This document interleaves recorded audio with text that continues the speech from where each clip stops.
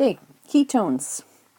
Ketones contain the carbonyl group, just like the aldehydes, except the carbonyl group is bonded between two other carbons.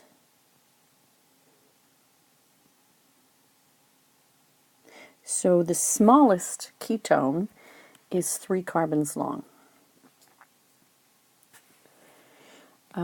This carbonyl group then is never on an end carbon.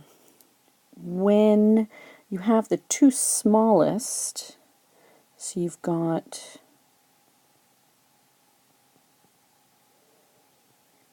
three carbon chain and a 4 carbon chain. You don't need a number to indicate where the carbonyl group is because there's only one place. If the second one had the double bond on what looks like carbon number 3, but because it's the functional group, you have to start counting at that end of the carbon chain, so you can see it's the same number. So the smallest ketone is 3 carbons, and the smallest 2, so prop and bute, you don't need numbers. Once you get 5 or above carbons, you need to put in the number indicating where the carbonyl group is. So that gets us into naming. So identify the longest continuous carbon chain containing the carbonyl group.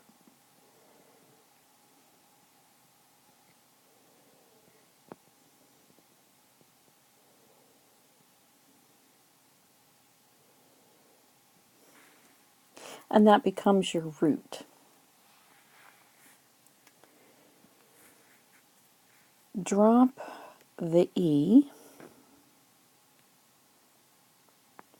for your suffix, and if it's the first two, the prop and the bute, you don't include a number, but otherwise you have a number and then O-N-E. Own. So the number indicates which carbon the double bonded O is on, and then you finish with own for ketone. Then you have to identify any side groups and their position and name accordingly. And of course those become your prefixes.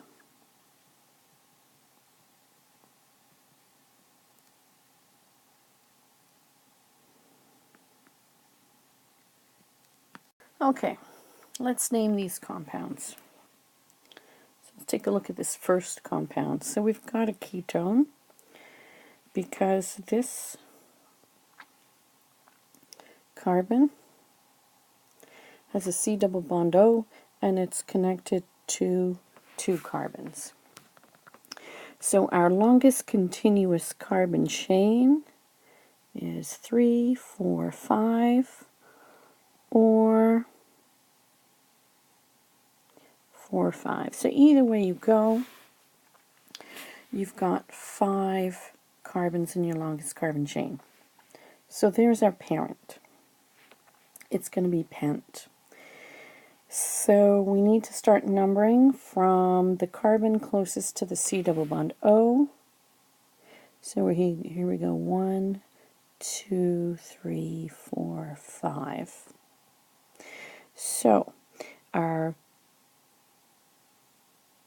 root is pent.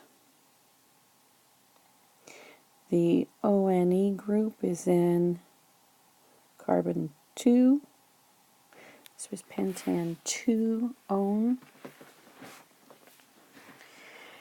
And the methyl group because it's one carbon, is attached to carbon number 4. So this is 4-methyl-pentan-2-one.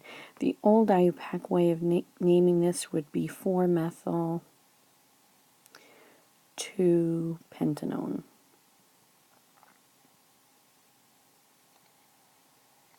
So we're going to go with the previous. All right, next structure.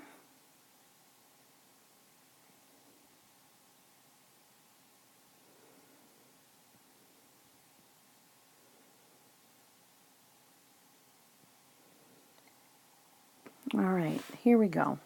Here's our C double bond O here. So we've got a ketone because it's between 2 carbons, and our longest carbon chain, 1, 2, 3, 4, 5, 6. 6, even though it looked like there was a methyl group coming off the side, you will never have a methyl group on an end carbon. It just makes the continuous chain longer. So this has 6 carbons in the longest carbon chain. Counting from the end closest to the C double bond O, it's on carbon number 3. The other direction would give it carbon number 4. So this is, root is hexane, and it's 3-one. So hexane, 3-one. Old way would be 3-hexanone.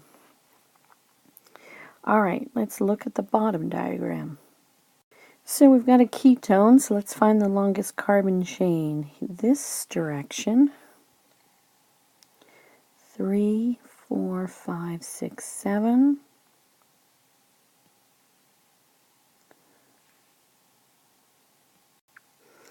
Three, 4, 5, 6, 7, or 6, 7. So the longest carbon chain is 7.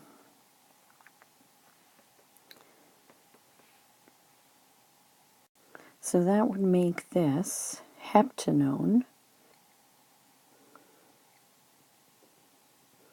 and it would be on carbon number 3. So the easiest way to name this would be to say that this is a side group and this is a side group. So we've got an ethyl group and a methyl group. So the ethyl comes first, and it would be on carbon 5. So this is 5-ethyl, 6-methyl,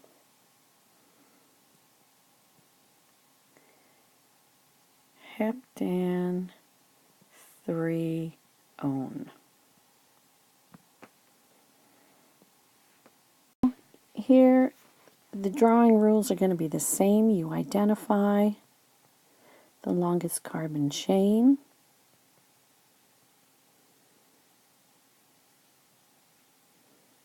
From the root of the name.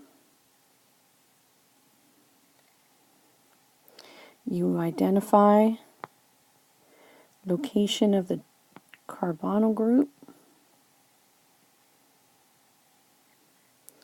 by the suffix, because it's in the number, and you identify any side groups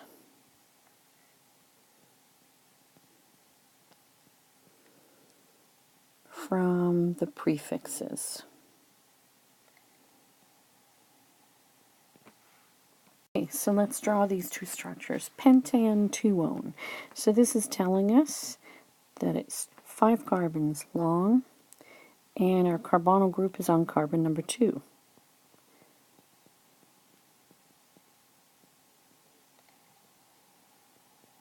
Here's our carbonyl group.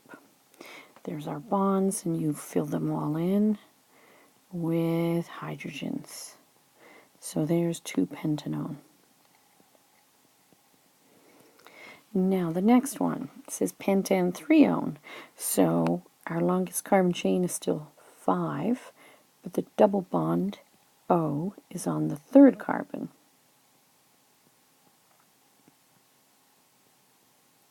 So it's right in the middle. And we have a methyl group on carbon number 2. Now you can put your methyl group here and fill in the hydrogens, or you can put it here, because in fact this carbon is still carbon number 2. It's not actually carbon number 4. If we were numbering from this direction, our carbonyl group is still carbon number 3, and that makes that carbon number 2.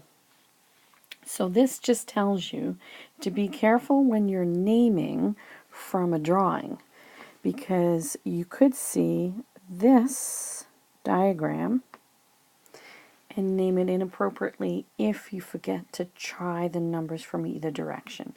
You always want the lowest number possible. Physical properties of ketones is very much like that for aldehydes. You have a polar C double bond O.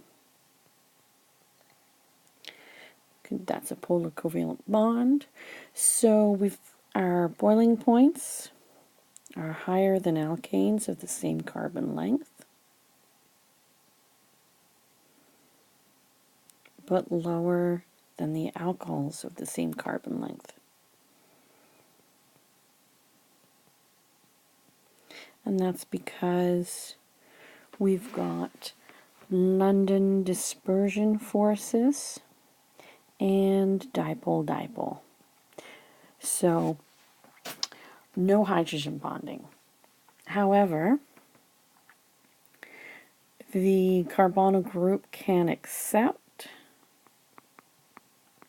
hydrogen bonds from water.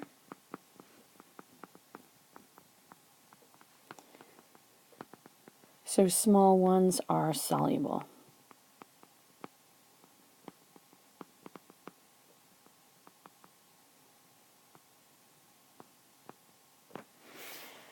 In terms of liquid or solid,